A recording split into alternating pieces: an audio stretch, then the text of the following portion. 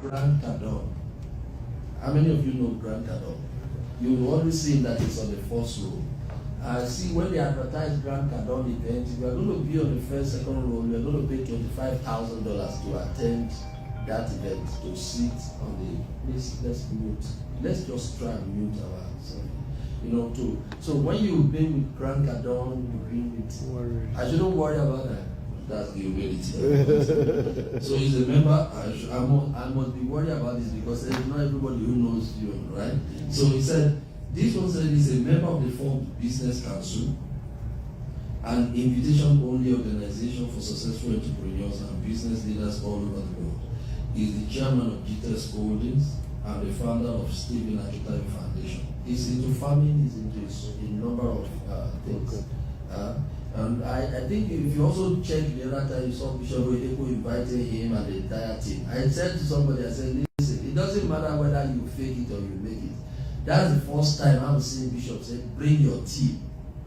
I mean, it can give you one-on-one privilege and all of those kind of something, but to bring a team. Then his group CEO did a video and said, Bishop, I'm a Muslim, but Dr. Stephen has said so much about how your impact, your leadership role and all of that. I want us to please celebrate this man.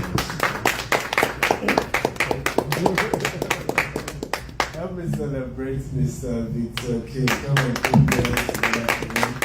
If I allow him to use 1 hour to introduce you, I don't think that is necessary.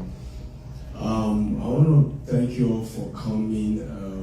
For me, it was really difficult to be here. I've been battling with cold and flu, and I'm sure you can sense it with my voice. But one of the things I've learned about integrity and character is you must learn to keep to your word, right? We're not God, so there are times where we do everything and we still can't keep to our word, but at least communicate it.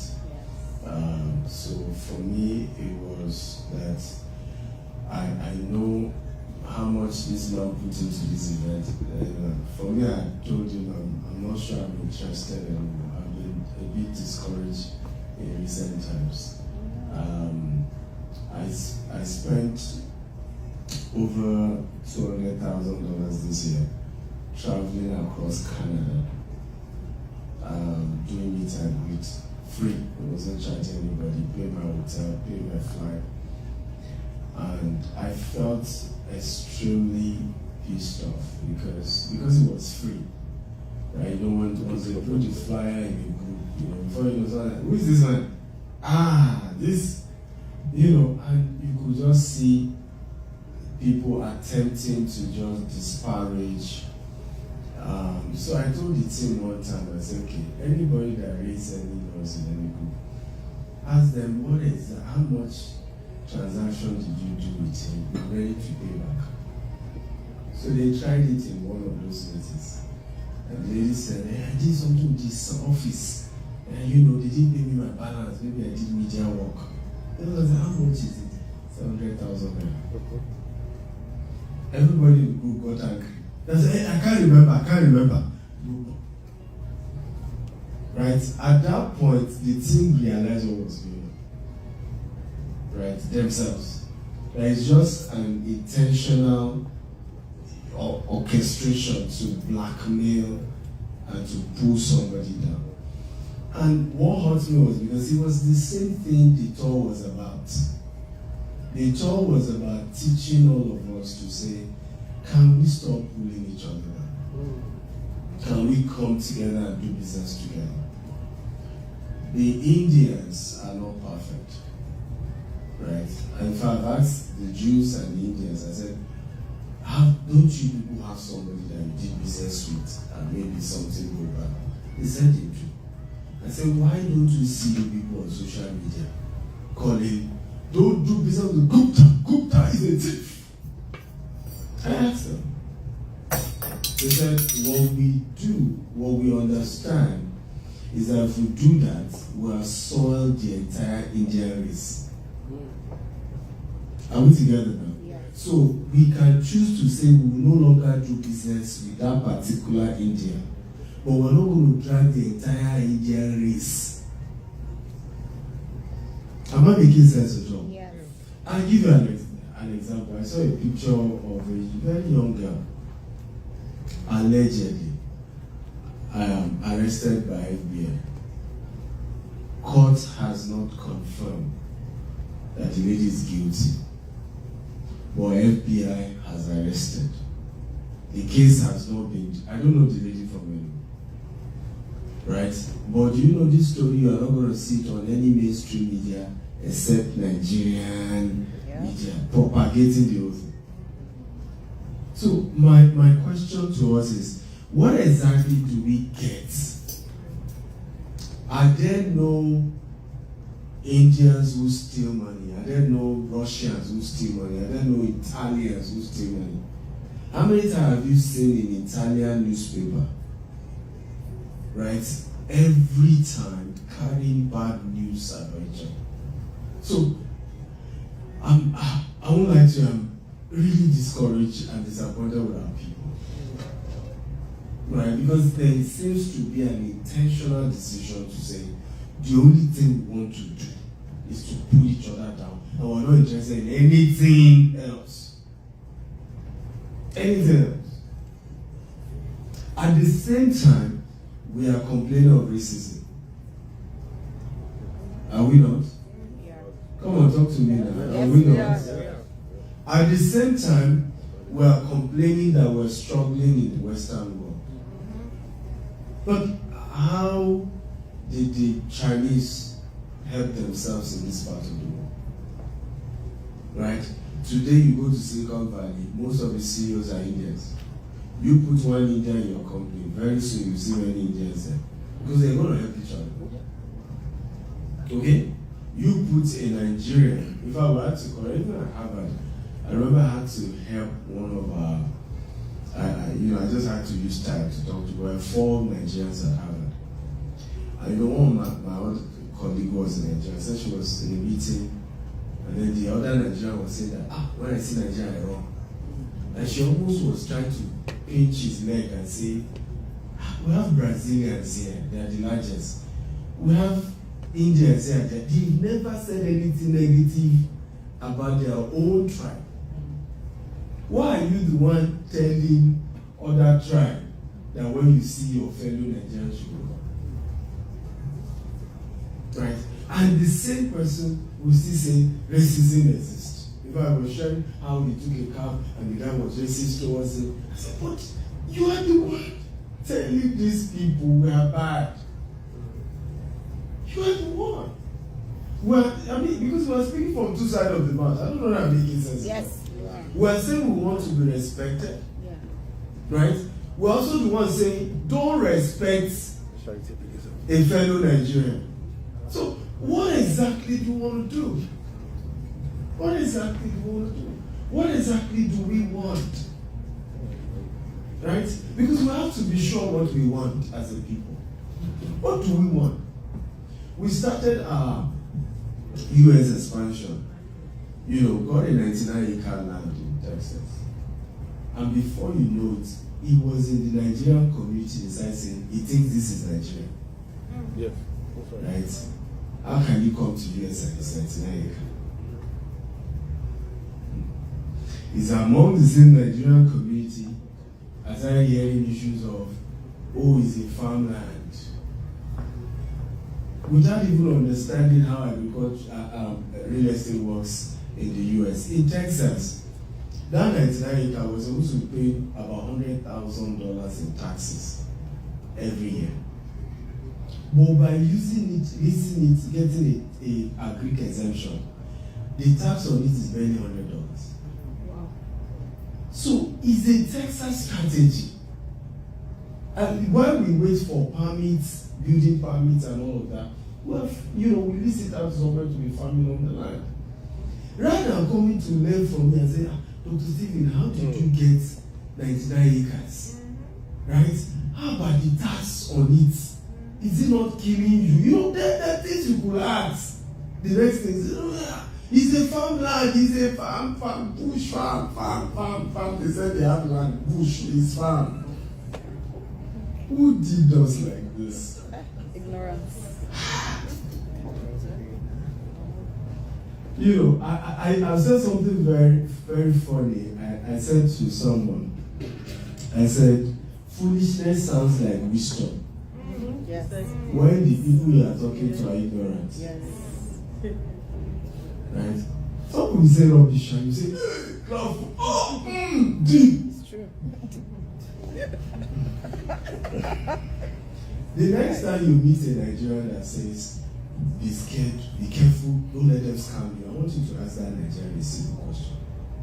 All these years you've been smart enough that nobody has scammed you. How wealthy are you?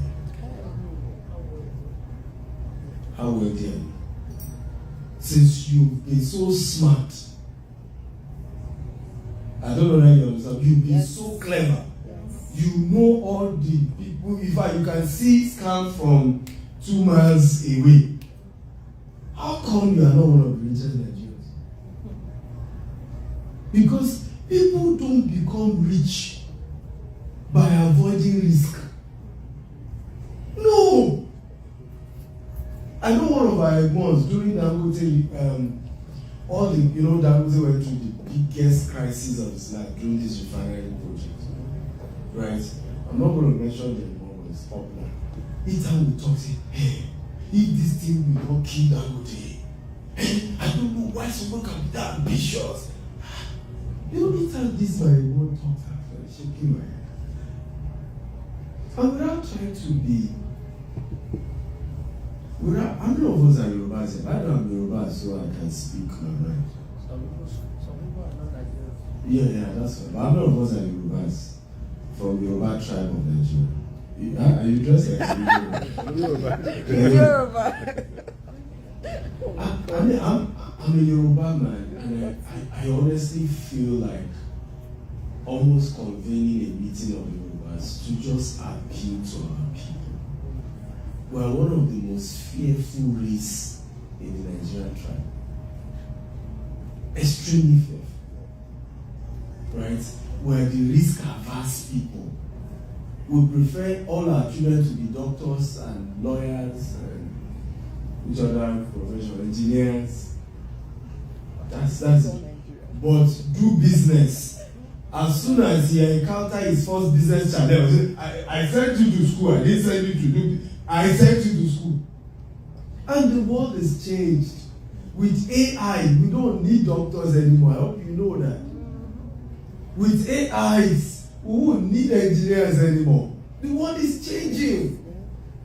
And we as a people are always quick to spread rumor, spread gossip, create artificial crisis in people's business that doesn't exist. I say, be careful, be careful, be careful. All these years we've been careful. How wealthy are we? Right? Our carefulness has still not produced the richest black man as a tribe. So we need to wake up. And for me, the reason why I started this campaign was just to create an awareness. But I felt discouraged because what we're trying to, and please let me give a round of, a round of applause for Mr. Victor King. Right? Because he reluctantly is raising my spirit up to have a second thought on my decision. Yes. To have a second thought. Because for me, it was a case of Moses, right? Moses saw how they were treating the children of Israelites, right? Yes. And decided to defend them. Who were the same people that called him mother? Children of Israelites. Was the same people who was trying to defend. And little wonder Moses just fled. I was protecting you people. Few months back, I was an Egyptian, right? Discovering I'm now a Jew, I'm trying to defend people. I realize I am with them, and it's the same people who said I'm a murderer. So can we start this introduction by saying we all need to first of all kill the elephant in the room? We need to. Which is that as Africans, there is a subtle mindset that says we don't like prosperity. I'm telling you the truth. We can deny it from now till tomorrow. Deep down, we don't want to have it. Deep down. And if all of you here will be honest, you've been there, and some of us may still be there. I used to be there. I'll never forget I was in the university that day. I had this, my campus mentor, was still both in Osu together. You know, and he had started giving me books to read. We were in front of the streets, and this beautiful car came with convoy. And as I saw the car, I said, see them, thieves. And this, my campus mentor looked at me and said, if you ever say this word again, I will never work with you. He said, do you know the person in the car? I said, no. He said, so, based on what criteria did you conclude that that's a thief? I said, because he had a big car. I said, so in your mind, every wealthy person is a thief. He said, okay, what are you learning from me? Because I wanted him to teach me business while on campus. He said, so you want to learn how to be rich? Are you not supposed to end up with those kind of cars? I said, yes. So the day you are driving such car, is it fair for somebody to assume that you're a thief? I said, I never thought of it. But do you agree that most of us are wired that way? Yes. That if some people seem to have things that look as if we don't have, we subconsciously we convinced ourselves there's something shady they must have done. There's something. And it's called projecting yourself on others. I heard somebody was doing a YouTube attacking me and said, at his age, when did his mother die? How did he acquire this much between that time and this time? Okay? And all the person is saying is that if I am over 50 and I'm not as wealthy as you, Stephen, you also have no permission to be wealthy. But that's foolishness of the eyes of them. Right? Because what I'm doing, you're not doing. When I started business at 17, you were not doing business. Am I making sense of you? Yes. So I've put in almost 25 years as an entrepreneur.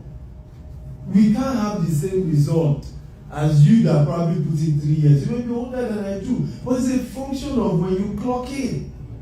It's a function of when you started. Right? And when we come to planets like this, where there is abundance, we still continue with that limitation. Because what? We're also still having the mindset. There's still a limitation. She was with me at Harvard Business School some weeks ago, and we got talking about her business. And you know, she left saying that it's like you just remove a veil. Right? You know, because it's a limitation we put. It's not there. We put it. In one of my Canada talk, there was this MFM pastor.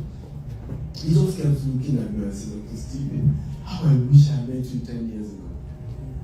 How I wish. How I wish. I said, what happened? He said, how I wish I met you 20 years ago. Right? He said, the two experience, and I'm going to share with you because some of us have been there. And sometimes we have this conversation, is the mindset that we need to liberate. Wealth and poverty is in the mind. Period. Yes. Liberate the mind and you're on your way to wealth. Keep the mind down, you will continue to struggle. So he said he had just moved to Canada. And he went to do something in the bank. And then the bank officer said, wow, perfect credit score. In fact, the only thing is that you went to a store, you were to pay something, but the money was less $1. He said, if you can go and pay that $1, you have the perfect credit score. He went, he paid the $1, then the man said, now it's time for you to buy a house. Apparently in those days, you do not even need any down payment in Canada. Wow. Once you have a perfect score, you can get a house. He said the man brought everything signed. He said again, and this is why when I keep saying, be careful who is your friend. People think what I'm saying is start discriminating. Am I making sense at all? Yes. Or say, okay, if you are not rich, I can't be your friend. That's what I'm saying. There are just certain people that the way they think, they talk, they will keep you down. He said it was about signing, but he said, well, they should allow him some days to go over it. Then he started reaching out to his, he said, they say, they will not be chasing you for money for house. Who knows? You may need to go back to Nigeria. Don't take that, don't take that. He said that was how he did not do that. He said at some point again, this one was his wife. They even came to their house. They were about getting this house. I think it was even the name of the street. The wife there is spiritual. I think the name was something. The name of this street is Canaan. It's not godly. They refused the opportunity. Today now, there is housing shortage in Canada. Even with the credit score, even with the deposit, it's difficult to get. And the man said to me, I wish I had the right counsel. I wish I had the right people talking to me. I would not have made that mistake. The second story he shared with me was that of how he was doing crypto. No, not crypto, it was trading Forex. And he started learning about Forex. And then I think he started with $10,000 or $5,000. He grew to over $450,000.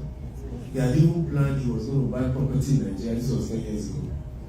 And then one day, like play, the 450,000 started dropping to 50.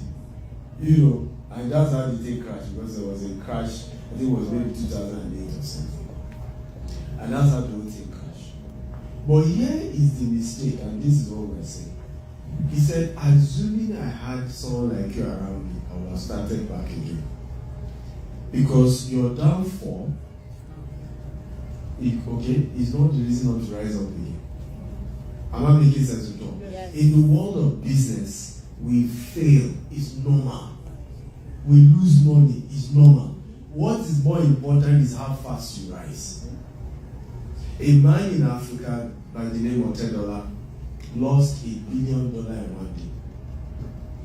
$1 billion US in one day.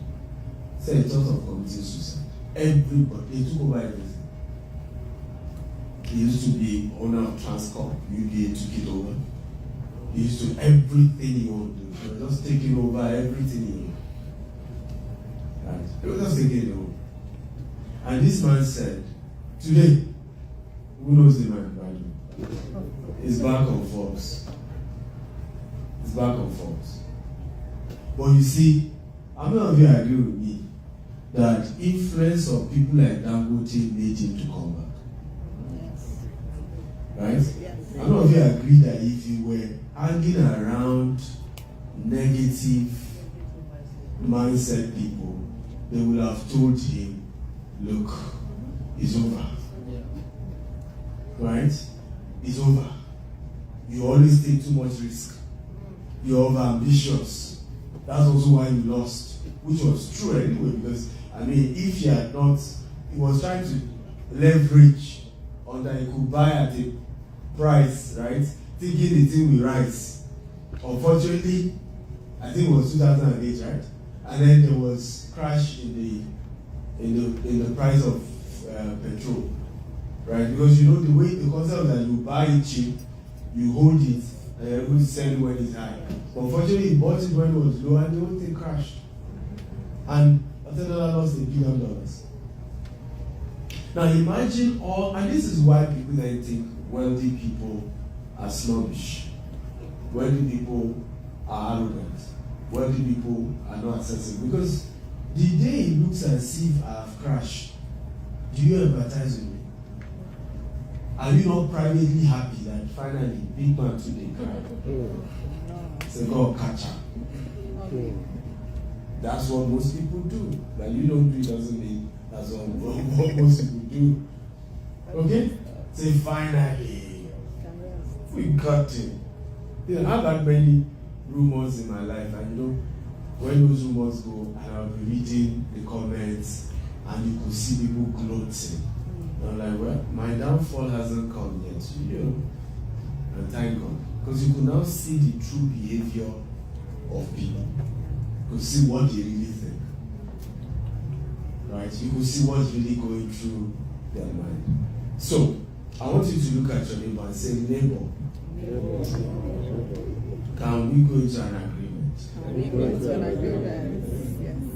Of becoming my partner Becoming my partner in wealth creation? And we're going to work together. We're going to work together. Hold each other accountable. Hold each other accountable. To build wealth together. To build wealth together. That will not be the negative energy, Will not be the negative energy. right, discouraging you from taking risks. Some of you are not talking to each other. You are not talking to each other. Look at the person and tell them, you can come and hold him. You know, I will not discourage you. I will not discourage you from taking risks. from taking risks.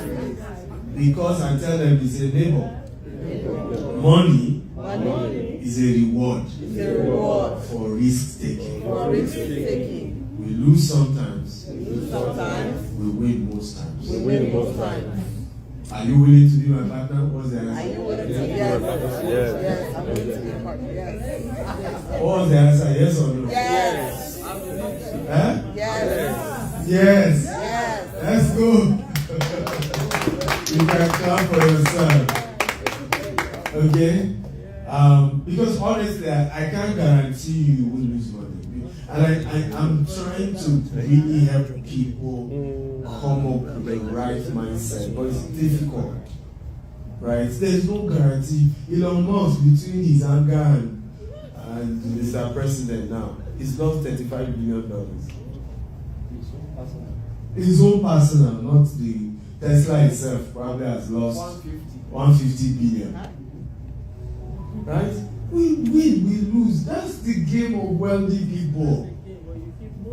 But you keep moving. But when you come to this mindset and say, no, once I lose money, the other partner must have been a scammer. Something is wrong with that mindset. Something is wrong with that mindset. Right? That once I lose, the other person must have played game. Something is wrong.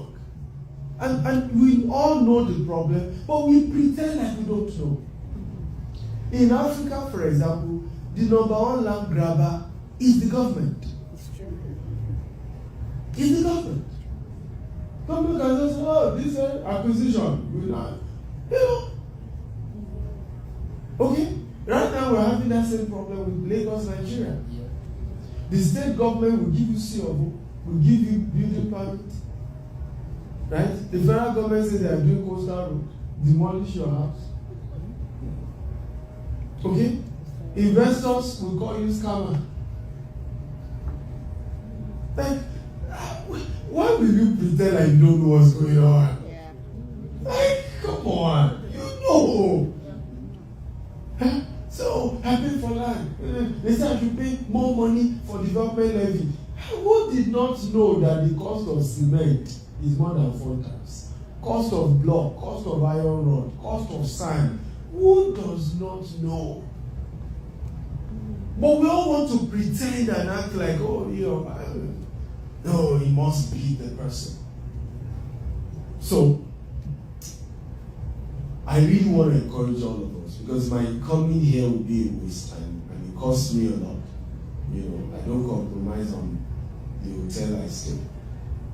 You know, me, I enjoy life.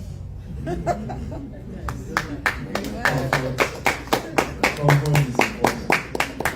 Right? So I've had to spend all that money from my pocket just to encourage us, right?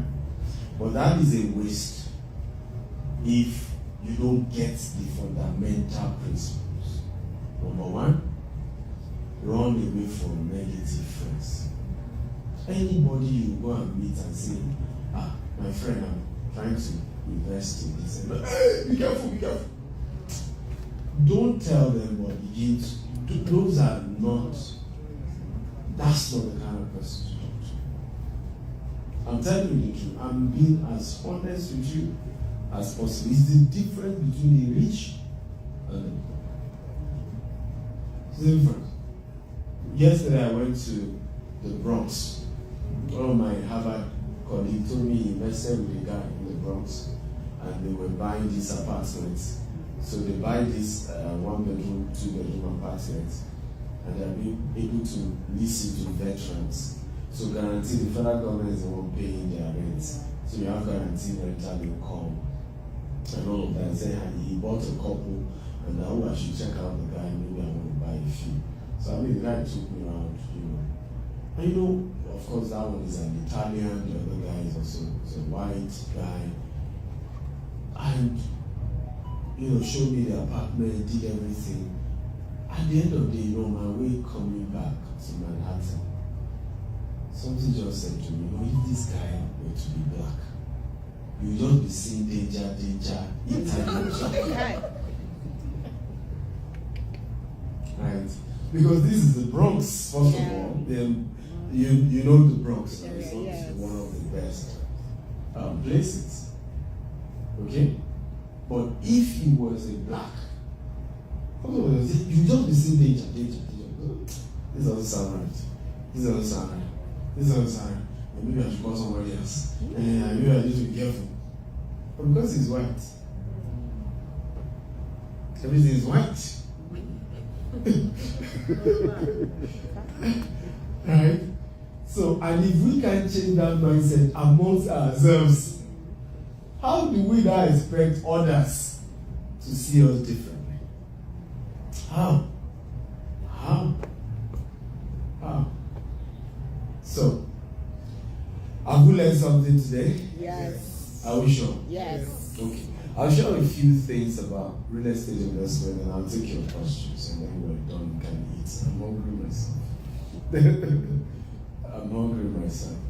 Number one, I want to say, if you are really serious about building wealth in America, real estate is on one. Because the real estate sector is over $50 trillion, right? It's the most guaranteed source of income, wealth creation too. It's the most, no other thing. Every other thing starts on real estate. This place is an event center, but it's a real estate. It's been built. This is probably over 100 years. I could see all this, everything looks very old. But we're still using it. When we came here, you can see the crowd. Right? It still functions because it's real estate. Every other tool is subject to change. Worst case that will happen in real estate is that the value goes down a bit, but it comes back up. So I want to ask you guys a question. Most of us are scared of investing in Africa. So, it's volatile. Why haven't we built a $5 million real estate portfolio? Can anybody be honest with me? Why haven't we done that here in the US? Anyone? No income. Yes. We don't trust ourselves. You don't trust yourself. What does that have to do with anything? You can start on by yourself. You can start by yourself. By yourself. Is that how this works? You don't need to work with anybody. How many people am I working with? I came to America. Are you aware? I didn't even have a social security number when I started buying properties here. Yeah. Knowledge. Yes. You need knowledge. So, knowledge. so who else? Yes. Lack of knowledge is the reason. The question is, okay, why don't we have the knowledge? Okay, so if lack of knowledge is the reason, why don't we have the knowledge? We isolate ourselves. Well, because we isolate Yes, ourselves. some people, you are looking for knowledge. Like this meeting is not really convenient for me. I have to rush for somewhere. But I still watch your meeting with Olumide, Dr. Yes. Olumide yesterday. So one thing is that we have to move ourselves. The way I see it, I've been in this country now is over 20 years. Though I'm into real estate too, but you need to move yourself. And when I met you online, I said, wow, I can tap something from this person. And I start following you. But some people will say, like you said, that good mindset is very matter in anything you are doing. If you don't have the right mindset, you can't move. And the people that you surrounded yourself with too really matter, as you have said earlier. So, like I would say when I came to this country, the person that I surrounded myself with, they are all negative people. And it really drew me back. Though I just started real estate maybe like 2 years ago. I'm a professional boss. I love business. So, I would say one, the right people that you surrounded yourself with is really matter. And don't say that because of your gender you can't do something. You should be ready. You don't need, fine, you need knowledge. That's very, very important. And that's why I am here today that let me come and acquire more knowledge. Whether I'm into real estate, it doesn't matter. I still need more knowledge to move forward. So you need knowledge, one. The right people you have to surround yourself, and you have to be ready to take a risk. That's the most important thing. No, we need capital. As you said in one of your videos, you said whether you are an employer, you still try to be putting something beside. Don't just spend all your money. And you can say you need you don't really need a big capital to go into real estate in this country. If you meet with the right people, you don't really need much. Fine, you need a down payment. You can go for 3.5. But if you are like you're like second home, they are not going to take 3.5 from you. They may request for 20 or 25%. So that's why it's very, very important that anything you are doing with your 9 to 5, try to put something aside.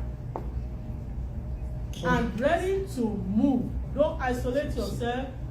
When you see something, somebody doing something good, try to take from them. I'm telling you, that's why I'm really here. That no, let me come and take something from you this meeting. Okay. So Okay. Can we come forward? She's done another lecture for us already. And to summarize what she said, and I agree absolutely. I think the first is lack of knowledge. Right? And I will tell you the reason why we lack knowledge. We are not willing to pay for it. That's the problem. Today now, it's easy to say, oh, I'm coming for this event for free. But this event is not free. It's not free. Right? It cost me at least $5,000 to be here for my flight and hotel. Right? The organizer, I don't know how much it's cost. Right? Even to ship the book, we were supposed to bring some more books. I think my sister was like, she had to reduce it because just shipping alone was over $400, and she had to. I think they said 600, and so she said she would do one of $400. So ship books. So the problem is that we want to learn, but we don't want to pay for it, right? And there is nobody who will show you their secrets, okay, for free. And when we say for free, it doesn't always have to be money. Doesn't always have to be money. Okay? I'm here because in his own case, like he told you, we had this event, I think in Kerry, and he was supposed to be part of it. We had to shift it, to change. I mean, I was honored by, a lot of people would be pissed off and talk anyhow because you changed the event. He still changed his ticket, he still came. Sometimes it's honor that you just need to display. Just honor people. And that is in payment of it. I don't know whether you get that. Yes. Just honor people. Just show that I value you and I respect and I cherish what you know and I'm not taking it for granted. I've asked Dr. Cosmos what I did that inspired me to him. And he has shared one of it was that I hosted for meeting I did not charge anybody, and I insist on paying. He said the first time he was just laughing. I said, what's this guy trying to prove? When you are extremely wealthy and then a young man is giving you money, like, okay, so do you want to prove you have money or which one? He said, but over time, he got to understand that this guy is saying, I honor you. I'm not taking that you came to speak to people for granted. I'm saying there's a premium price to what you know and what you are sharing.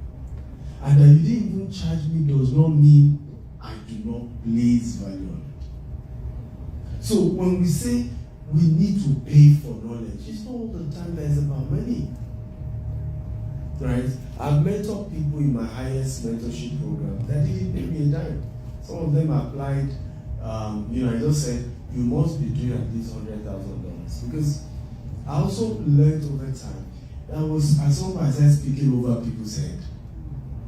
Who knows what I'm talking about? Yes. Oh, when you say, we're doing $200,000 project expansion in the US, we just want Nigeria.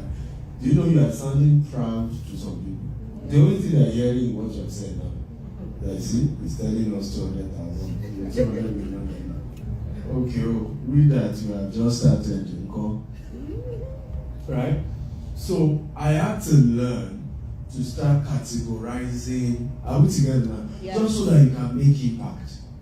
There are certain people who have grown their business to a level. There should be a different program for them. Yesterday I was training some students from Landmark University. Right? My tone and all my conversation is different in that because they are students. Am I making sense at all? Yes. So sometimes when you are classing certain things, it's not because you are saying, you this one's there, beneath, or no. It's just we need to class so that we know this particular program is for people who have grown their business to a level and then want to become multi-million. If you can grow to 100,000, I want to take you to $5 to $10 million, right? But because you're going to 100,000, the kind of thing I'll be telling you to do, right, is different. Right? Some of the advice I will give you, you still need to put in $5,000 into it.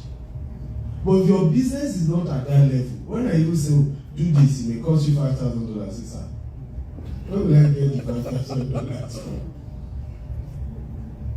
Am I making sense at all? Yes. So if I don't make sure you are the right set of person before you even enter that program, you end up saying that everything Dr. Steven is teaching me, I can't even execute it.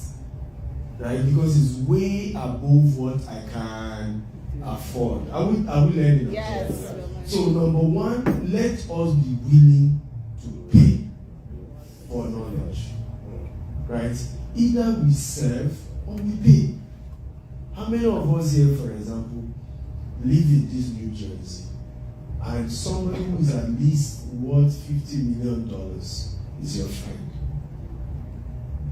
and you let them know you are with them to learn.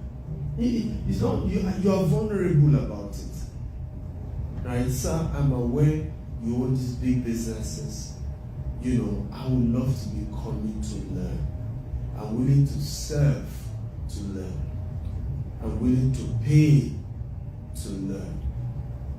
That's what has gotten me many of the mentors you see. Sometimes people wonder, why do all these powerful people like Stephen? The answer is that Stephen does not take them for granted. He understands how to honor them. It makes sense at all. Yes. Right? He doesn't just go and make them feel like they owe him. Some of us do that. Can't he help me? Can't he teach you? Is he life? Is it not God that gave him money? If you show me one or two things, he's hiding the thing. So you now carry this entitlement mentality like somebody owes you. No, nobody owes you. You owe yourself everything. Okay? Number two thing she talked about is risk. And I mentioned that earlier. There is a risk to every business, no matter what you say. There are reasons why here in this part of the world, you cannot issue a bond and then say that there's no risk. In fact, you must write it in plain English. That as much as you've never defaulted, but you understand that this is a risk, it's by the law you must put it in your agreement. It's a risk. And I think it's a cultural thing, because culturally, we haven't taught our children to take risks. Even as parents who are here, what are you always telling your children? I told you, don't run about, don't run away, you will enjoy yourself. Is that what you tell them? Right? Is that what we all say as parents? Right? I've told you, don't do this. You know, instead of realizing, there's a video of Dr. Cosmos that went viral when I was interviewing him. He said he was riding Suzuki bike as a teenager, but prevented his own children from riding. So power bike. He said his third son that rides power bike did it out of disobedience. And guess what? Today now, that's his bike partner. Are we together now? Yes. Because he won't allow his children ride bikes. No, change your book. No. So you see how many of us as parents, by ourselves, okay, have created a culture of don't take risks. And many of us are still not showing our children like that. Become professional, get PhD, and there's nothing wrong with that. But not all of us will grow wealth. PhD is not how you become wealthy. Else, my Harvard professors will be the richest. Right? It's not, education is not synonymous to wealth. Even Elon Musk dropped out of his PhD program. Education is not synonymous to wealth. And we must be honest with our children about this. Right? If the concept about wealth is important, then encourage them to take risks. Start a business. You may fail, then you will learn again. Then you fail, then you learn again. Then you fail, then you learn again. But at some point, you get it right. And you'll be perfect. Look at real estate, for example. I don't see why all of you here are not doing real estate. Because you can start somewhere. One of the big models you can start is to be a property agent. And that doesn't stop your existing career. There are courses you can go for now, right? And gradually you become a licensed agent. And from your 3% commission that you're making, helping other people buy land, over time, what happens? You buy your own property. True of us? True. That's how I started. I started as an agent. I didn't start as a developer.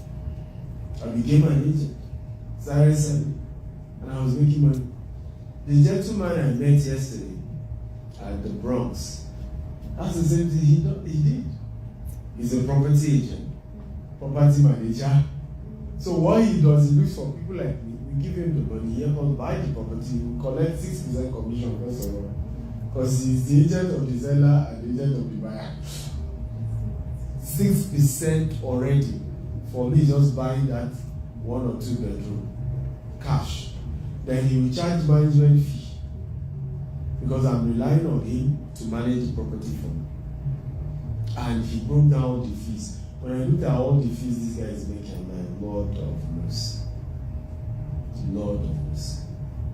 And as we speak, he owns 50 properties in that place because there are over 13,000 houses in that place. He owns 50, and then investors who came through him own 250, so 300 in total. Multi-million, and you know, from his own, he told me last year, $1 million. Lives here in Manhattan, goes to the Bronx. In fact, when you see him with his shorts and with singlet in the Bronx, he has so blended, you know you are talking to a multi-millionaire. Right? And he goes from work, go back to Manhattan, big life. In the morning, comes back, acts blending with everybody like he's an average guy, Italian guy, trying to find his way.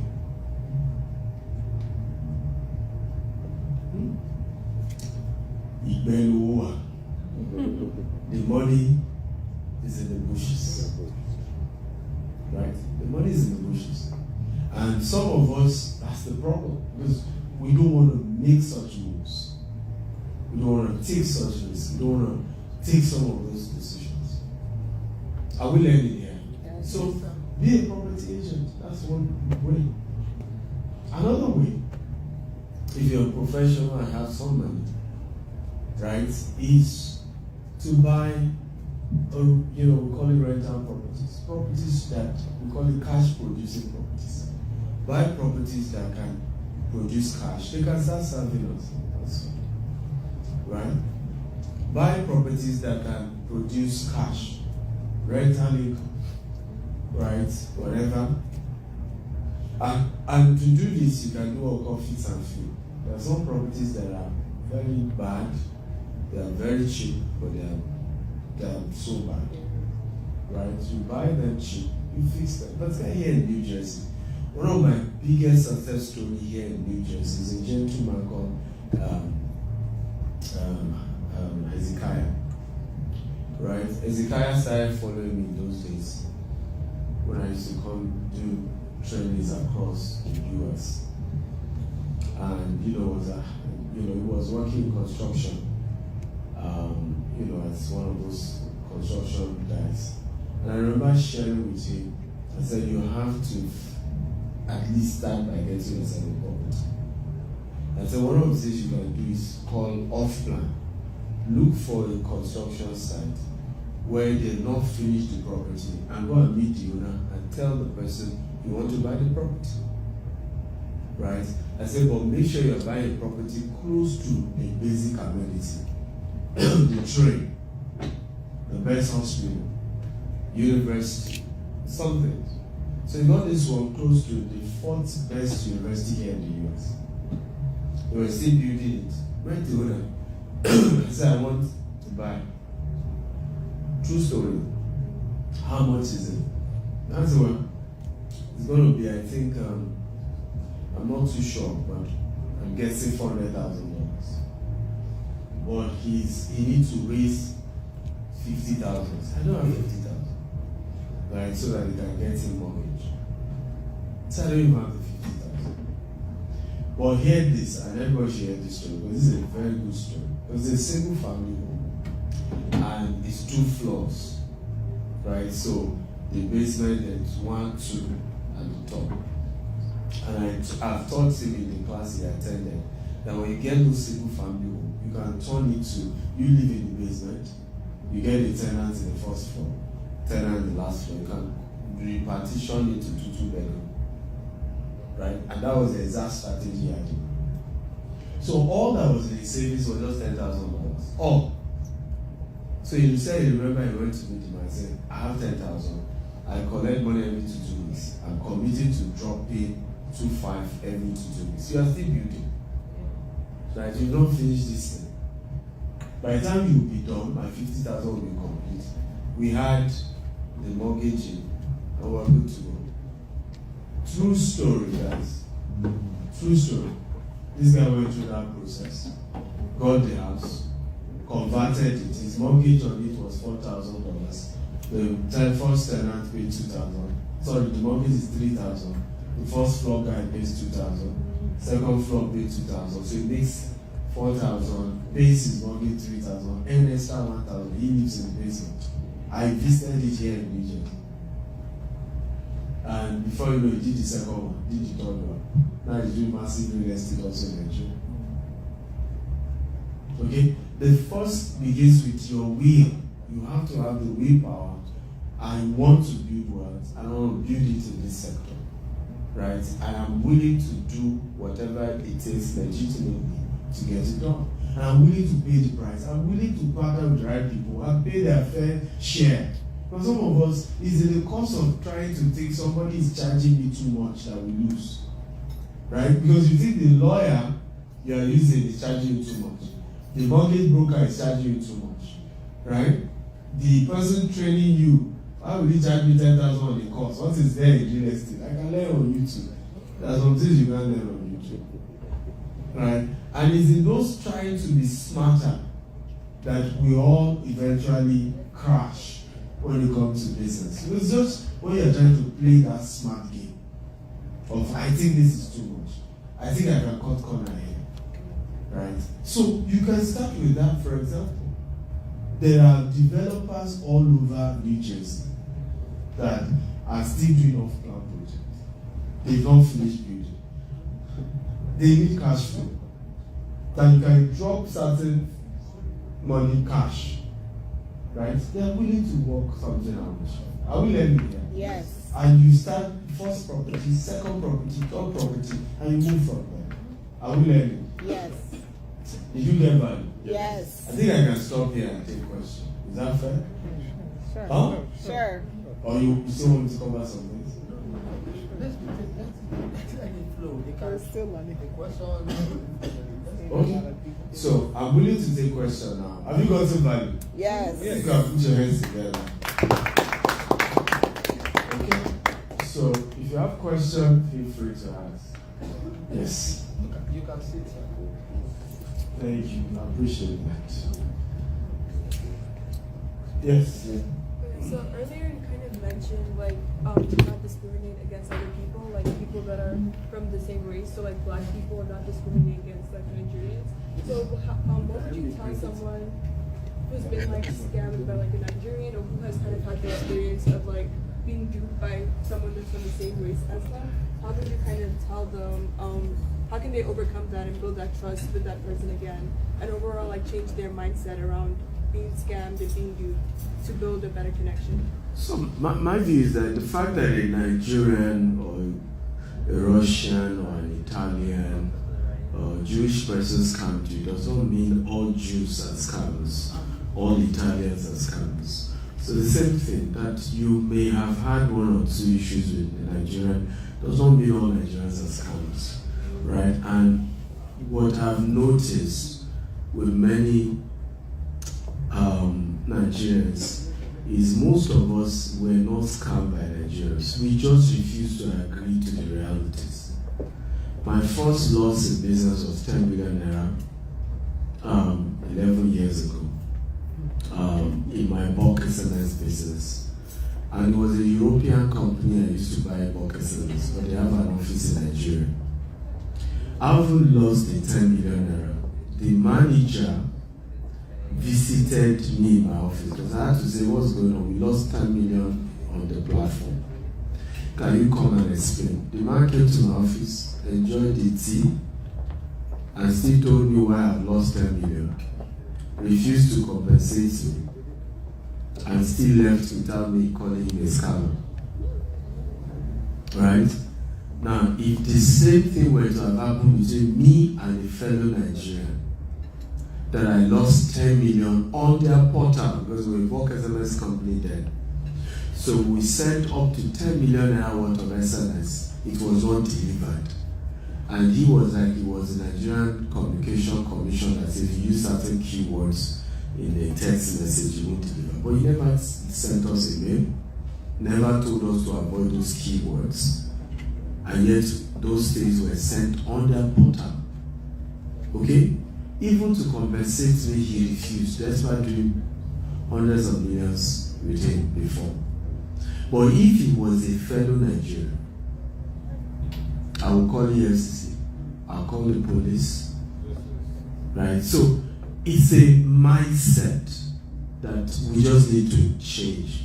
Many of the issues that happen sometimes are just genuine business challenges. But once he's an African, our mentality is that because he's an African, I have refused to trust him or her. And we're saying we need to change that. We need to say there may be few bad eggs, but everybody's not bad. I may have had some challenges with somebody, but that doesn't mean I'll give up on everybody that is from my race. Because I've dealt with somebody from my race and things didn't go well.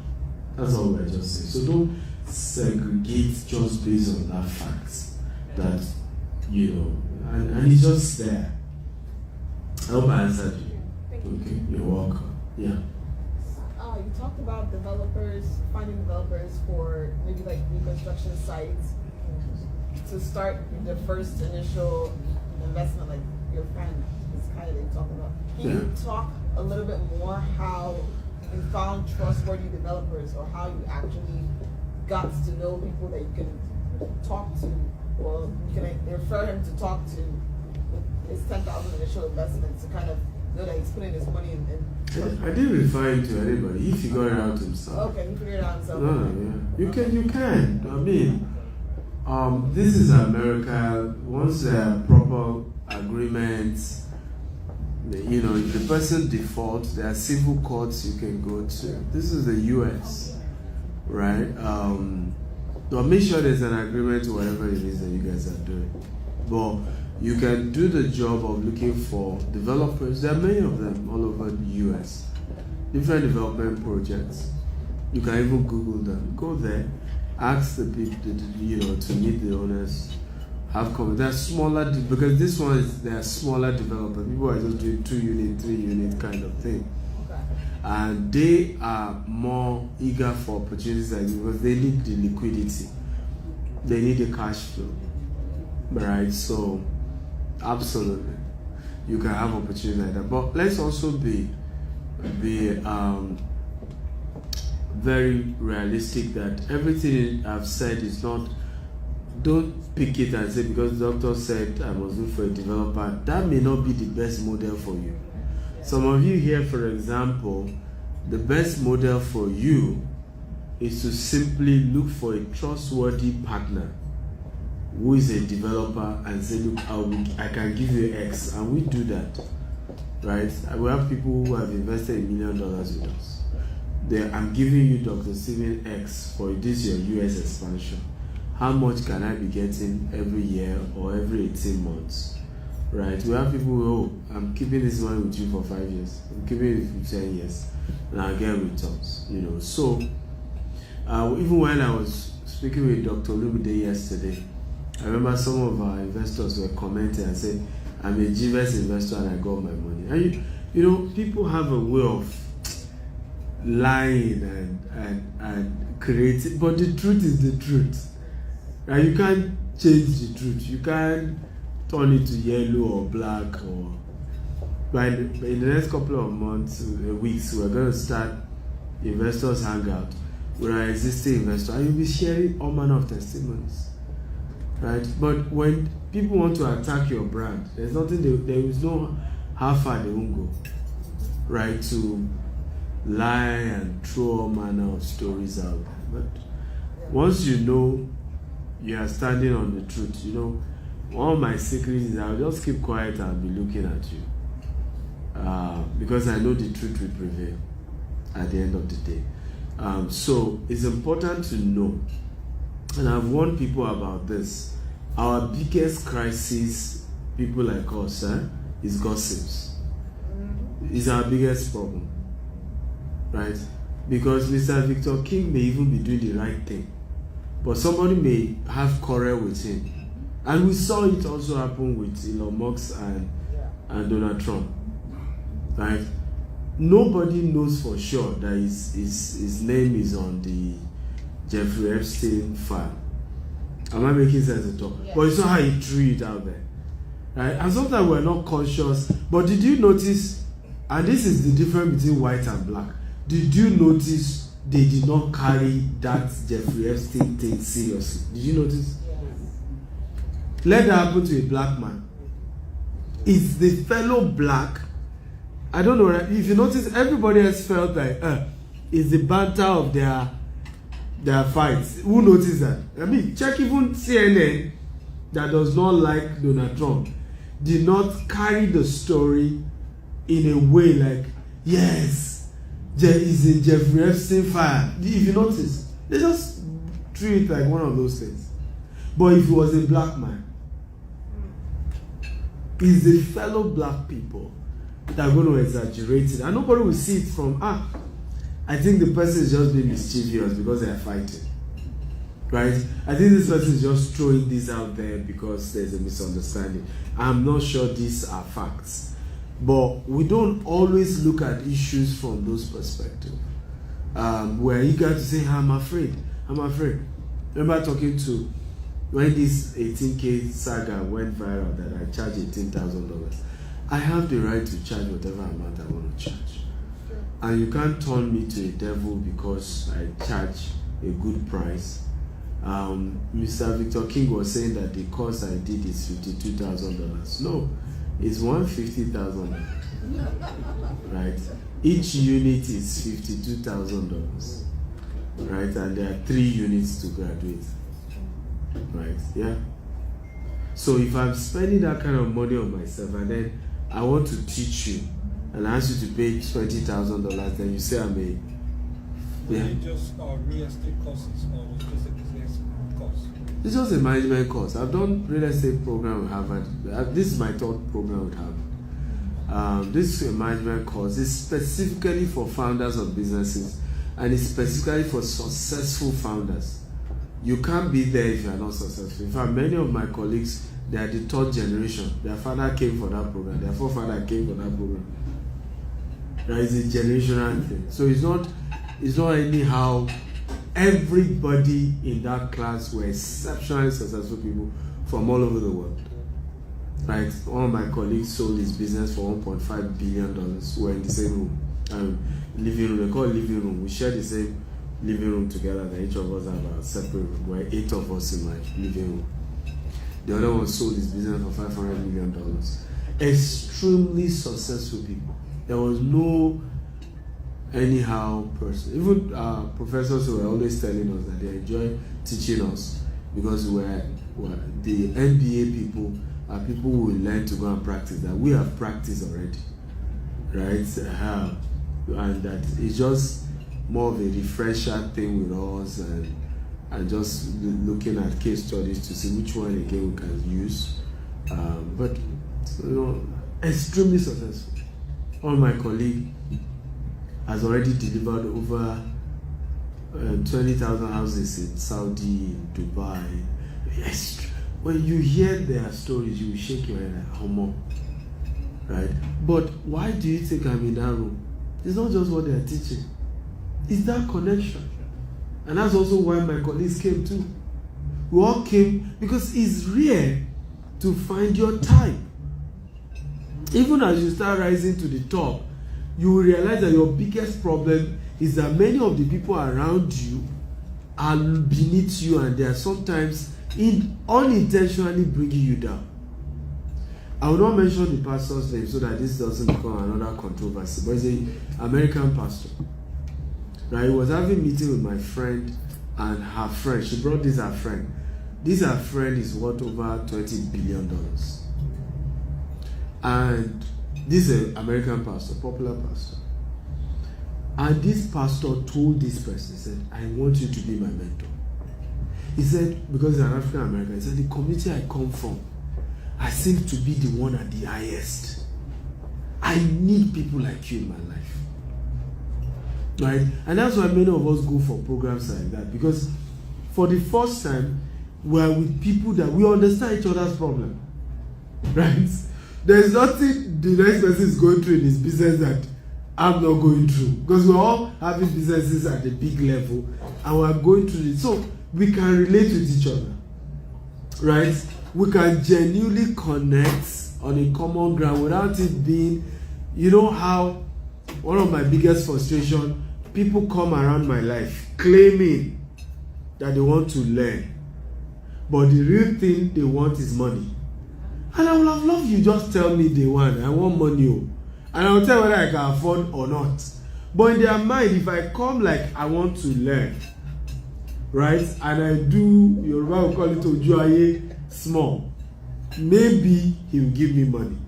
So by the time they want to flip it on me, I'm like, hey, our agreement was you were coming to learn.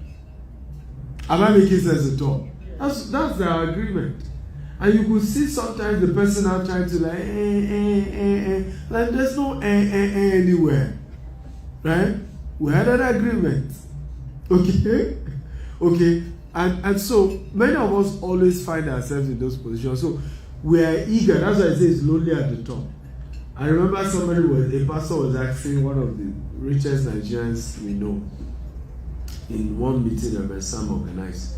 And the pastor said, what do we pastors need to do for you entrepreneurs? What do you need us as pastors to do? And I'll never forget the answer.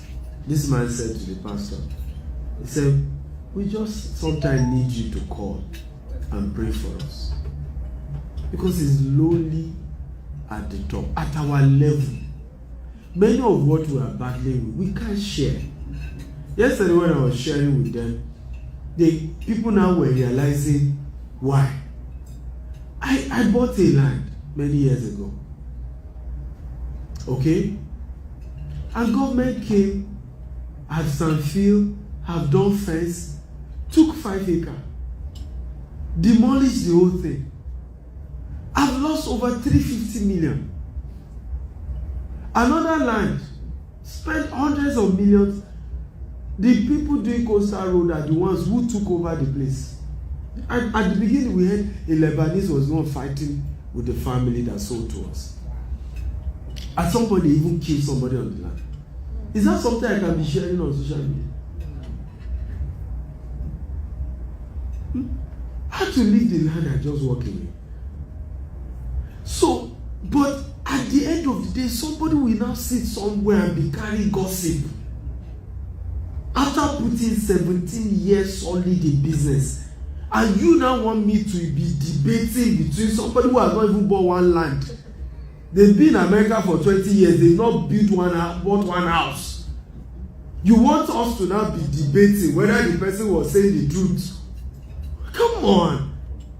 Why insult me like that? Is give me some respect. Give me some respect. But it can be that lonely at the top. I'm telling you, because some of what you are battling with, you can't even say it. Right? The people you are saying to, can they help you? No. Okay, like I was saying yesterday, the alternative was to go on TV and say government took my land. If we do that again, and me that have been vocal, I didn't support this particular administration during the election. They will not say, you see, he hates us. Now it's easy for government to now fully come against you. So there's just too many issues to growing, and I'm sharing this because many of us are frustrated where you are, but you're also not prepared for the next level. You're not. You think you can just become wealthy today and everybody will be happy with you. That's not how this works. That's not how this works. That's how this works. As soon as it looks as if you are doing well, everybody begins to have issues with you. Except those who really, just like in his case, you know, he must have collected money. And there's nothing wrong. First of all, there is nothing wrong collecting money. If you want to learn from me, you don't have to pay. There's nothing wrong.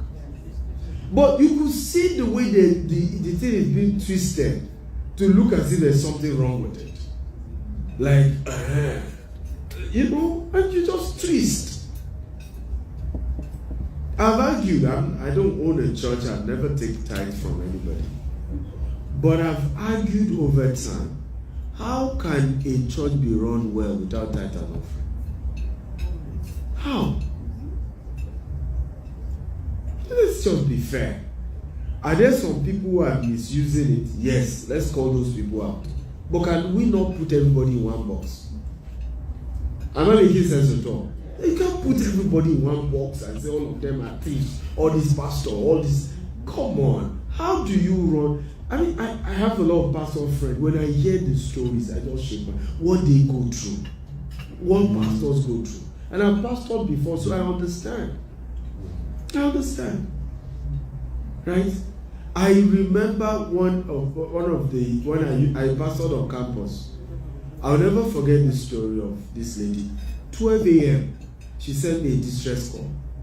That, you know, the guy was like a boyfriend, but of course it was her fault. Why was she in the guy's house that late? But I was like, he was trying to rape her. He sent me the distress call. I remember calling on my call, waking everybody up because I was a pastor then on campus. And we went to storm that hostel that night. We got there maybe 12:30. There was no vehicle. We had to trek to deliver this member. Right?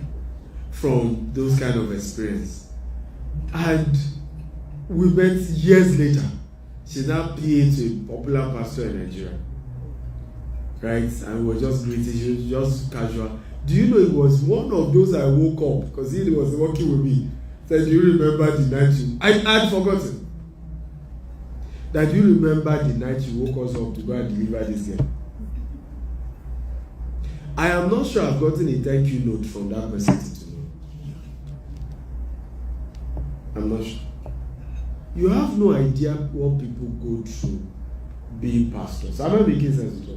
The reason why some of us decide not to pastor, let's do our business, you know, because you could so serve and be there for people, and at the end of the day, nobody even remembers that you were there for them. And some went on to be so successful. I know another one. In fact, the day the person was being told to come and market for our company, I will not mention, she's now a celebrity.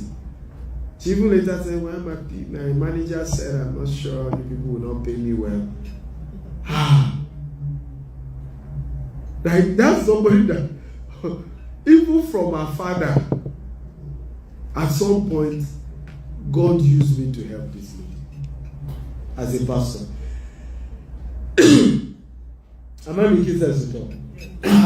One book as a gift to say, you helped me. I probably won't be where I am today if you didn't help me when I was on campus. At some point, we even contributed money for house rent or something.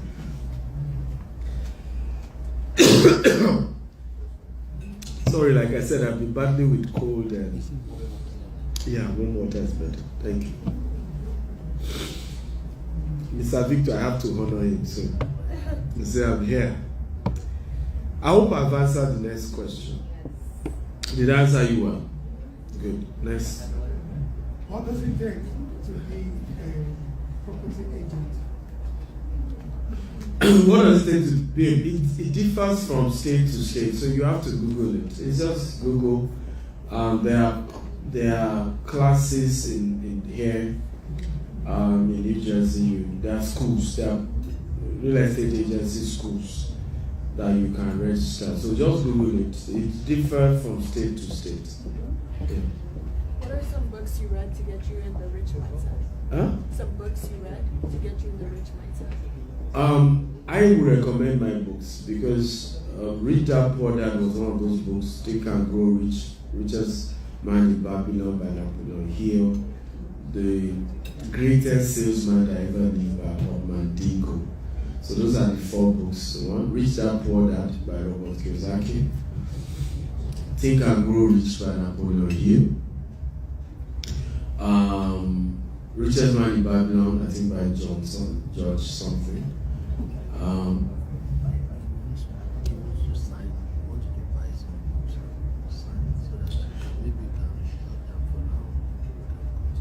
Okay, so you want me to sign? And is he in a hurry to go? Yes. Is he in a hurry? Can I get a pen? Okay, so Greatest Salesman That Ever Lived by Oddman Dingo. But I would recommend my own books as well because my book kind of break it down for our situation. Like, because these are white people who are writing books and they some, you know there are certain unique challenges you and I face that a white man doesn't face. Right? One of it is the crab mentality where, okay, for example, you and I agree with me that no white person will wake up and start a YouTube video abusing another white guy for charging $20,000 for coaching. Have you ever seen it before?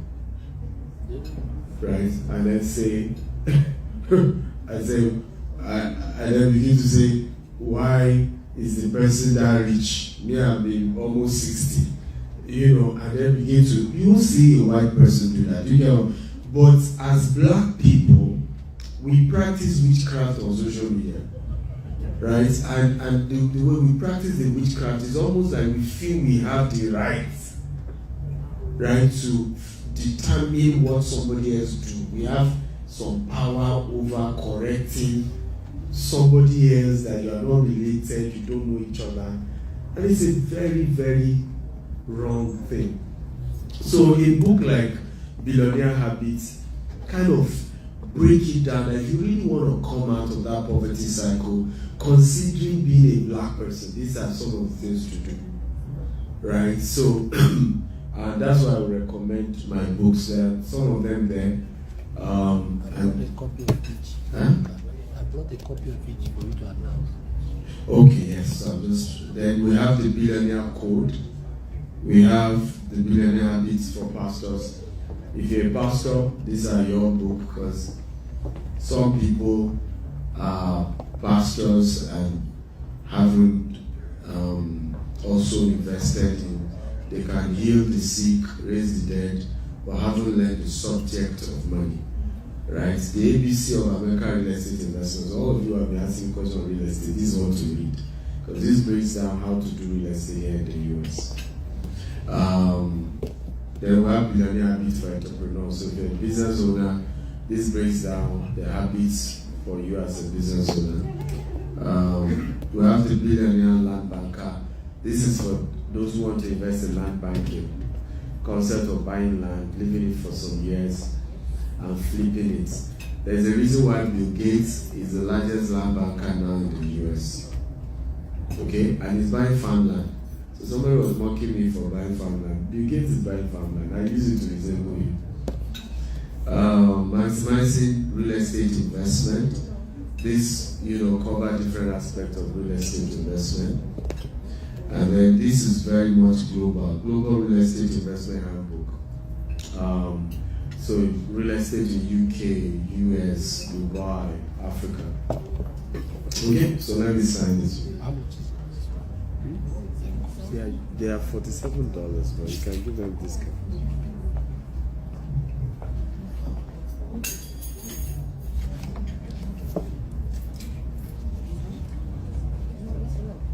Can give them for maybe 35.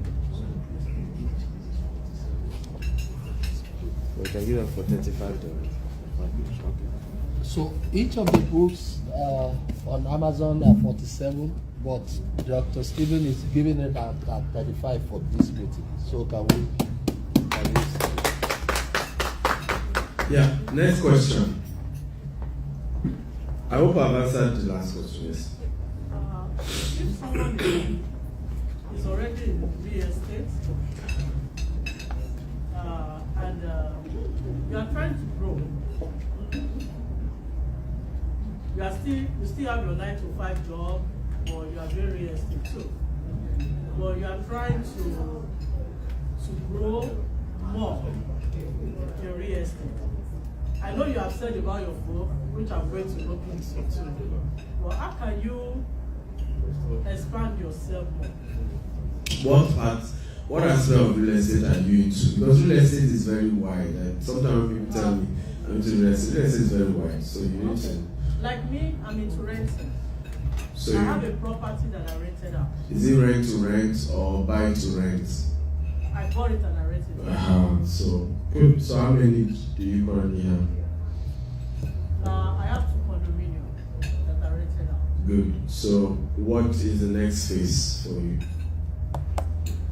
I would say I'm looking for, to be honest, is capital. I spoke to one of your guys that you referred to me because I sent you a message and you referred me to somebody to talk to. Mm-hmm. When regarding the mentorship, that's when I contacted you. Actually, my own goal next, I want to still keep building myself. But how can somebody build capital? Because with the renting property fine, you get some money, but it's not really that much. I know you can go to bank and loan or wherever.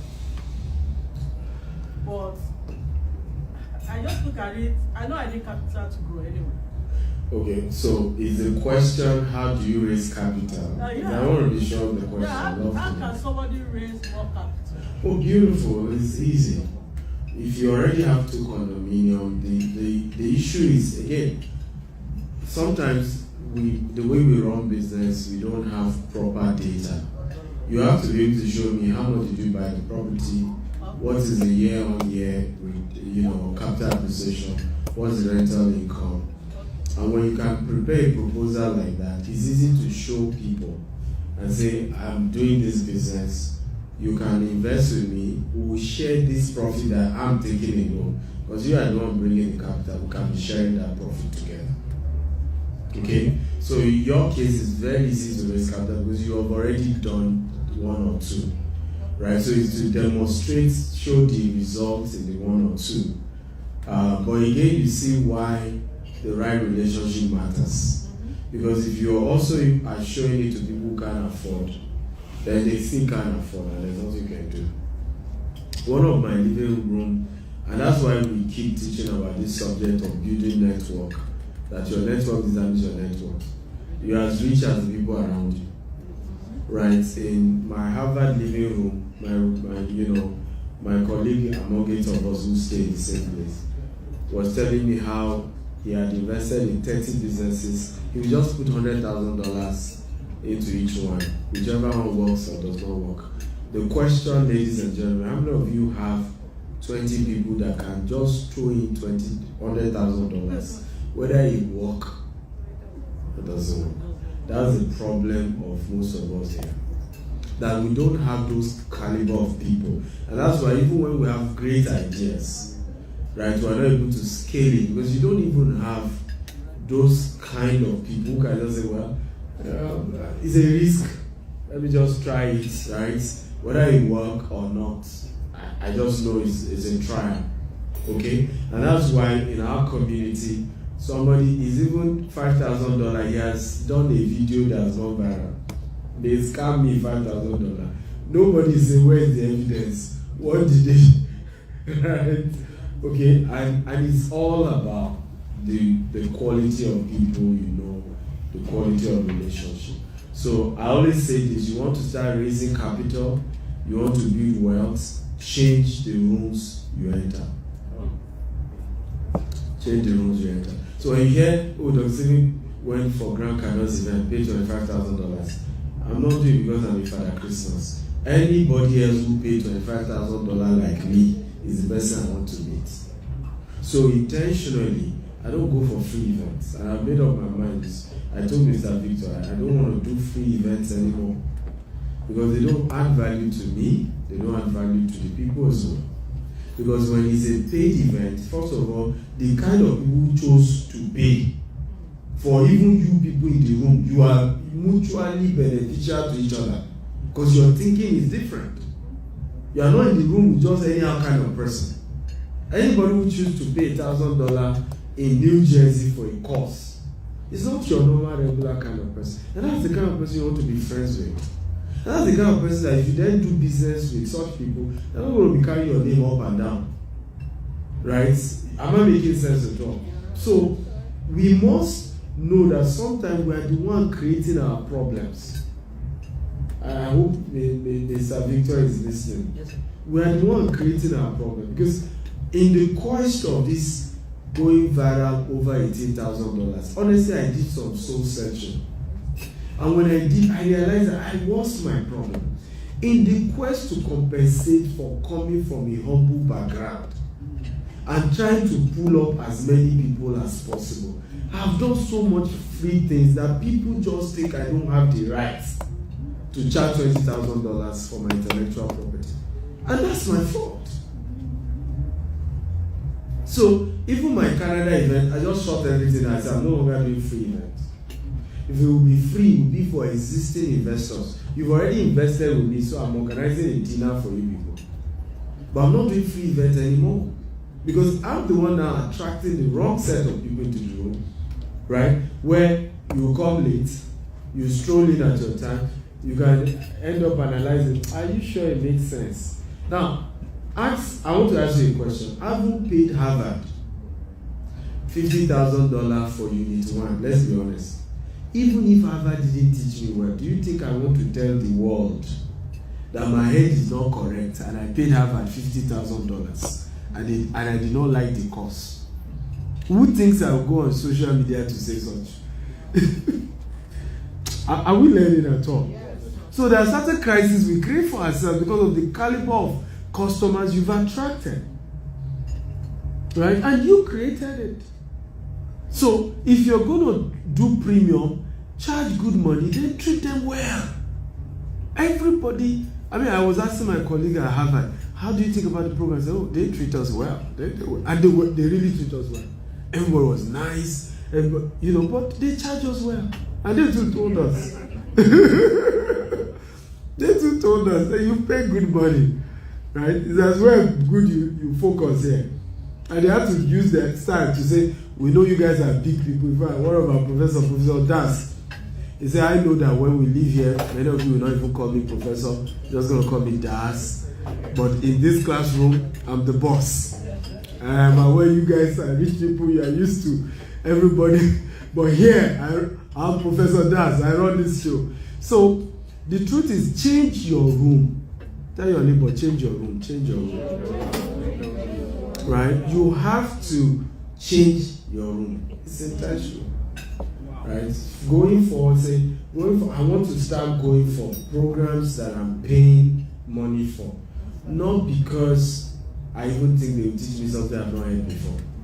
But the people I will meet in that kind of room can afford, my early program called the Billionaire Elite program, every member of that program has shared with me how, aside what they learned from me, that their colleagues have so changed their business. One, it was one of our other colleagues in that program that helped him to recruit all the staff. He didn't understand HR. And that one did it for free because they are in my mentorship program together. One started his own company by one of the mentees going to Kaduna to train the staff. And the man moved from having 30,000 in his account to his Kaduna business worth over 2.8 billion. I mean, I can give you testimonies over and over again.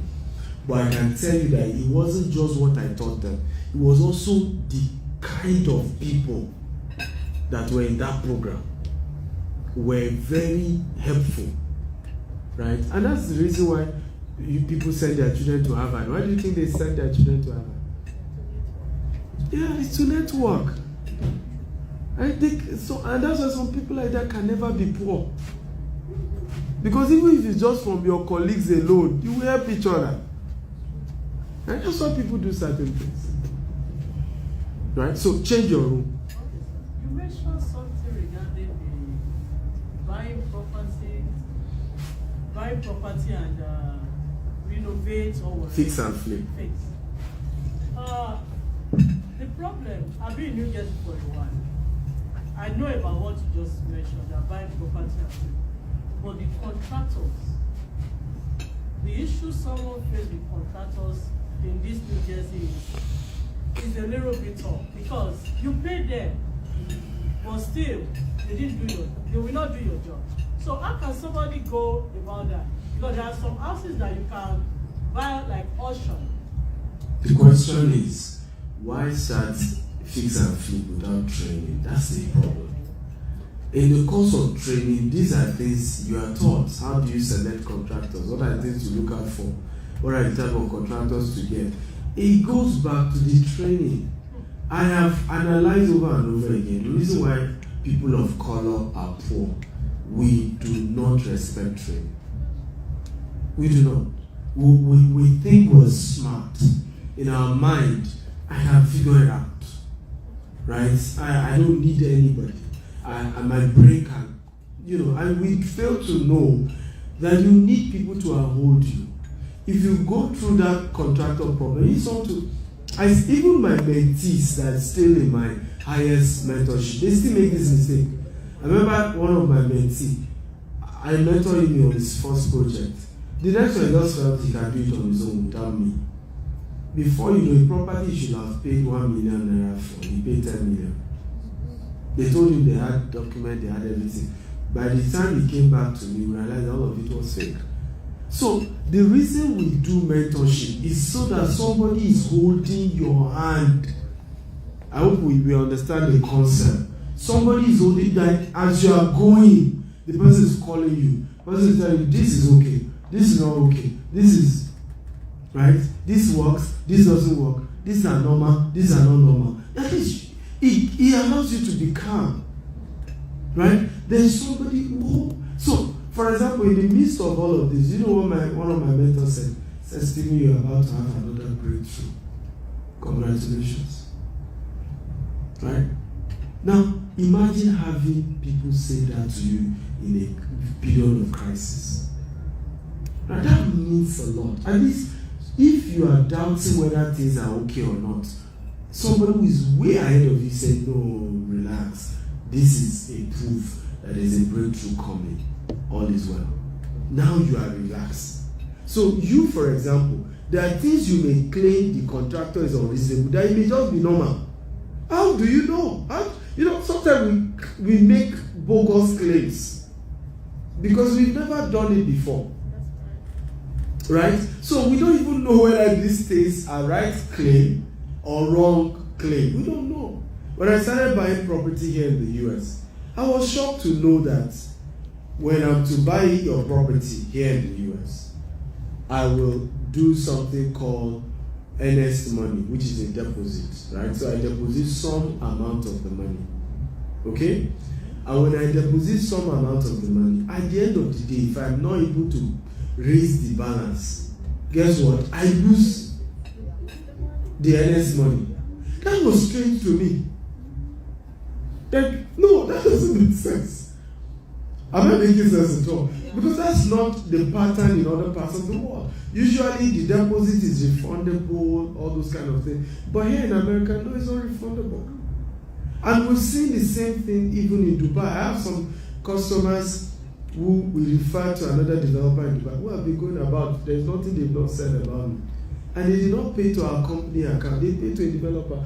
But they sign that if they fail, they lose the deposit. Now they are shouting all over.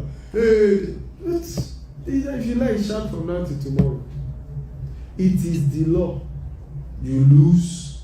So you can't guarantee to say these contractors are not reasonable because you are new to it. And that's why you need mentorship and training, because these are things your trainer will tell you.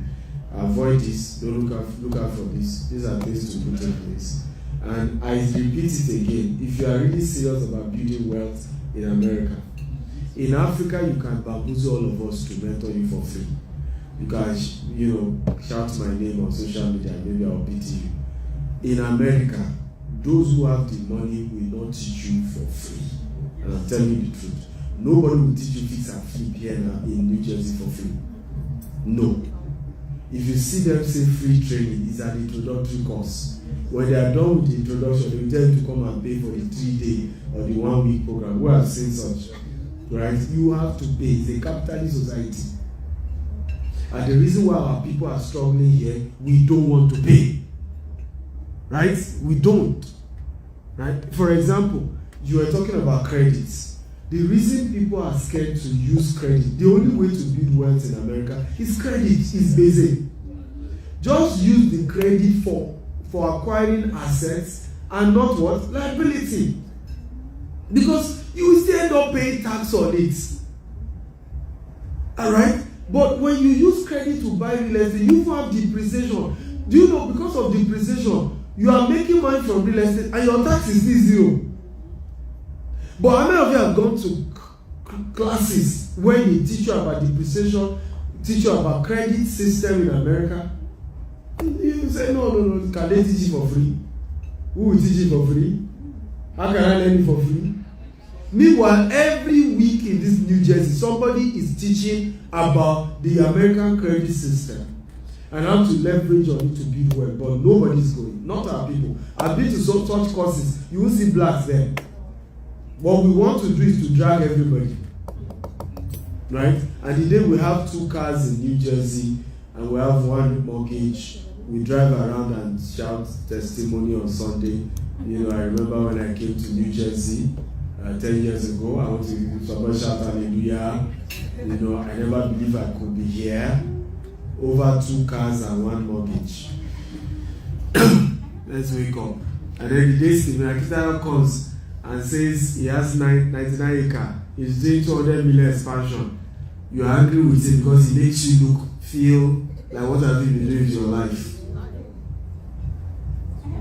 Yeah. I think she's the reason I had that. Let me take this lady's hand. I have a question. Let's take her there. Go ahead. Okay. I have a question.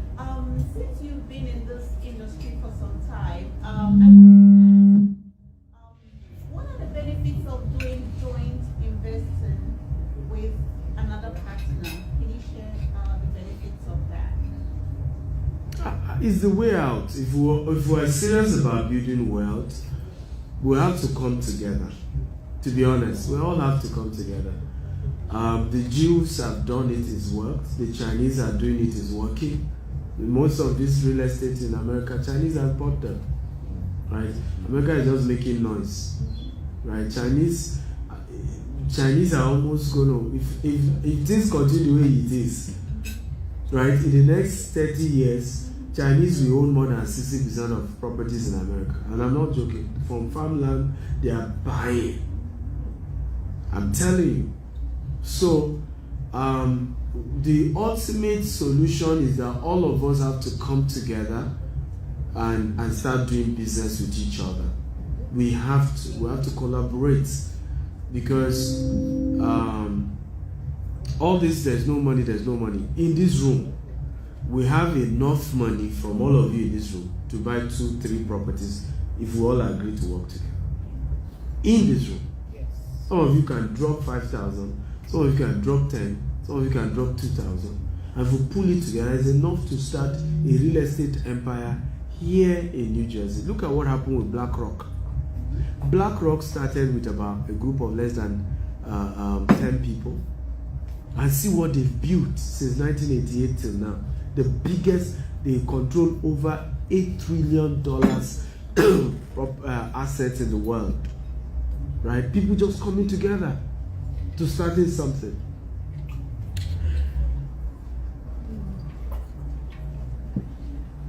However, I'll take your question. However, So I don't know what I missed. I don't know what I did. let me finish. I've not finished with her. Let me finish.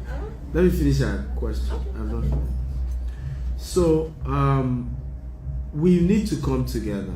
The only rule when you are doing partnership, it is not that you are smiling. You should also write how you will separate the day you are fighting. Right? No, it's true. That's the number one rule of partnership. The day we are smiling at each other, we are nice, yummy, let's write it. When we choose to separate, how are we going to separate? Put it on paper. Right? Who needs to go for who? Right? What is the time of the separation? Put it on paper. While you're all smiling. That's the rule. But yes, the ultimate solution to building wealth, we need to work together. Right? But write it on paper. When one party wants to leave, what are the terms? That's it. I hope I've answered. Yeah. My first question goes back to real estate. If you have capital, you have contractor, how do you sort your building? I mean, the houses to buy, like buying a flipping. Well, I'm interested in the auction tax access, something that you can get like under $100,000. Are they able to flip within 2 months? first of all, you can't flip within 2 months. So fix and flip. Your exit is like average. I think conservatively, give yourself 4 to 6 months to flip.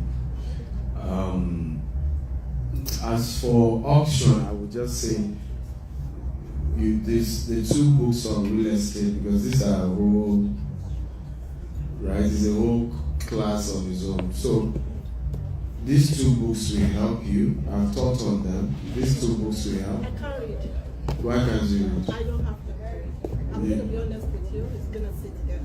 Yeah, you have to, so I don't have that time. you have to create the time. There's the audio version. You can ask for the audio version. But you have to.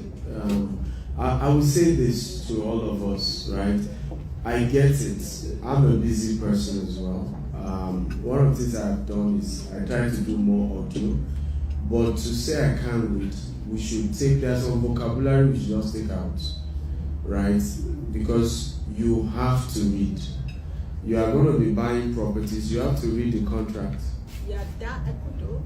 But to read that book. It's a culture. It's the same culture of reading a contract, right?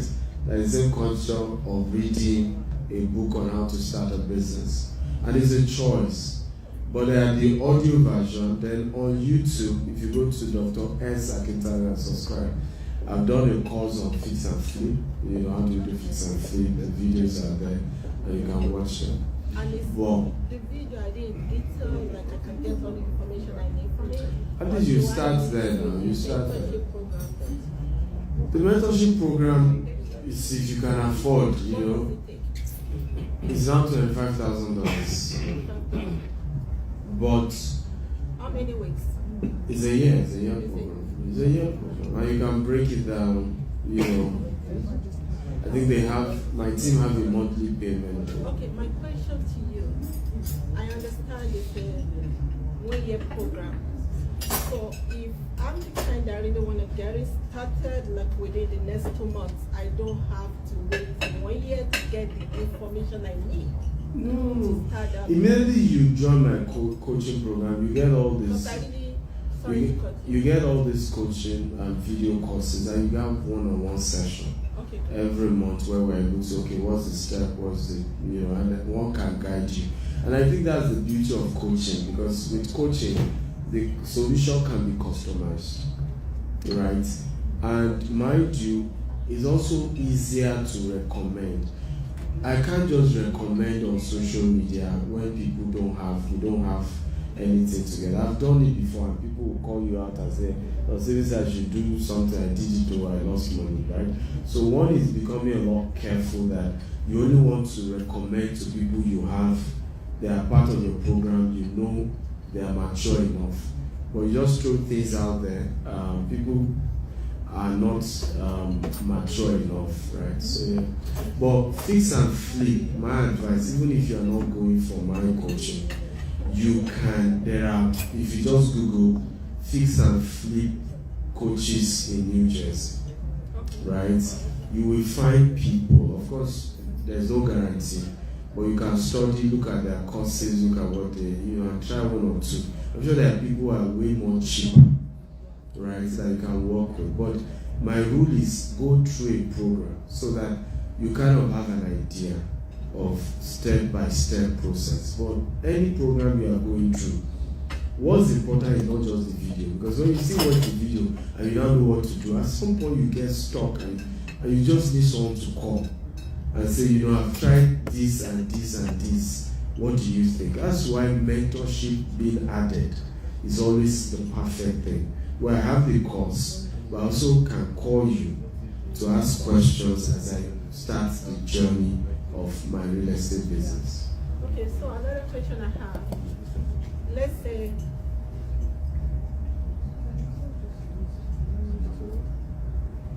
Okay. You can package it for eating. I'm here to serve them, right? do you do consultation on consultation basis, like how one you pay? Yes, that is $2,000 now. Okay, $2,000 an hour. And it's guaranteed I can get answer to all my questions. Why would you get answer to all your questions?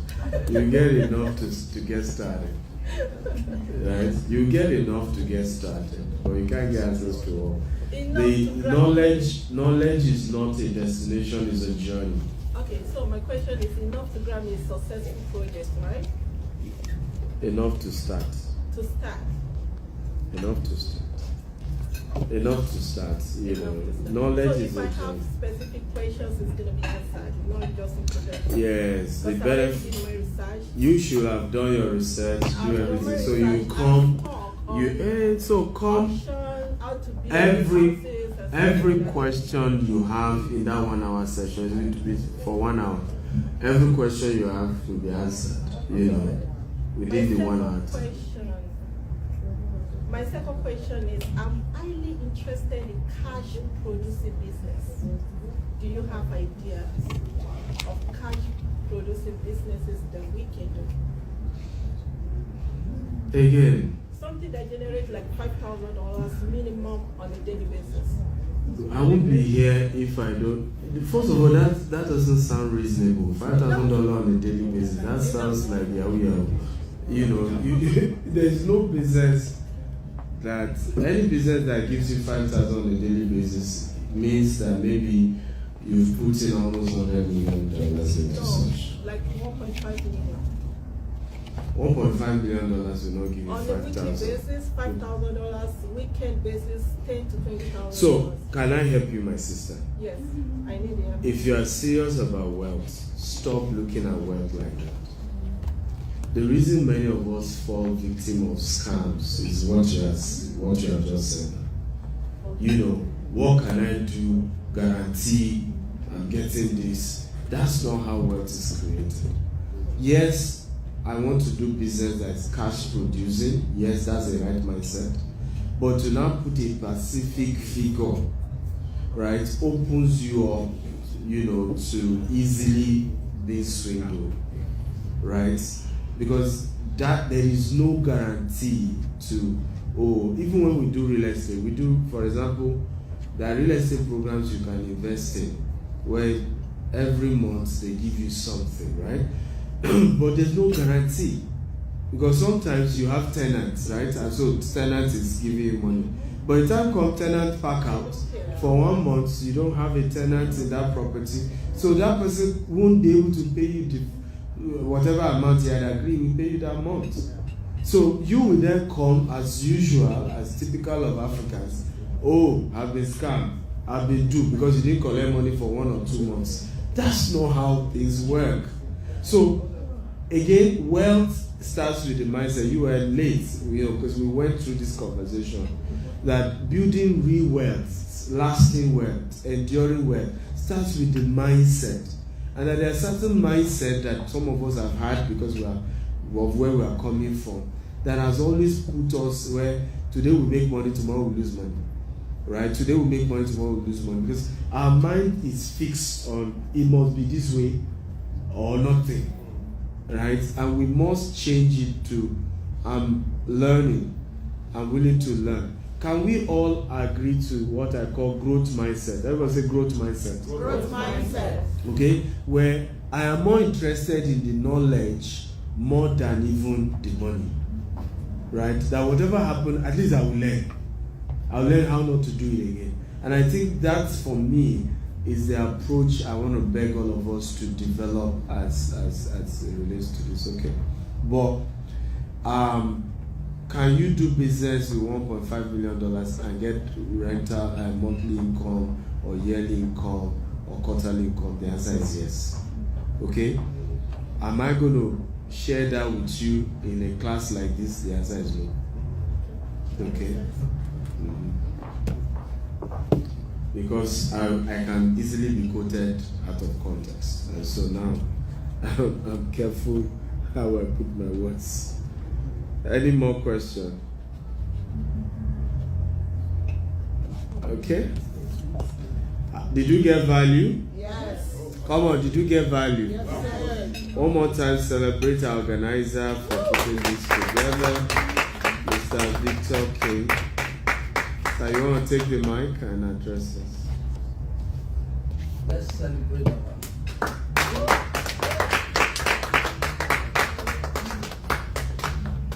Can we do it better? Can we do it better?